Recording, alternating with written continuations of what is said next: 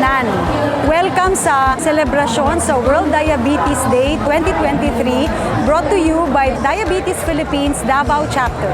Ang World Diabetes Day is being celebrated every November 14 to give importance to diabetes as a growing public health concern para matagaan og special spotlight ang diabetes ug matagaan og better quality of life ang atong mga diabetics. Ang kaning atong selebrasyon sa World Diabetes Day dili mahimong posible kung wala ang suporta sa Barangay Malagos community, especially sa atong MHO na si Dr. Camilotes ug ang atong kapitan na si Honorable Arnel Yong.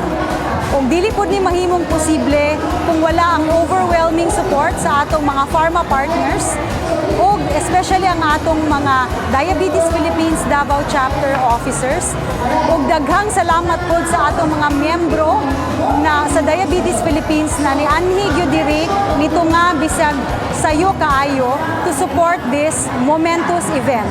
I invite everyone to like and follow our FB page DiabPhil Davao para ma-update kamo sa among mga future events.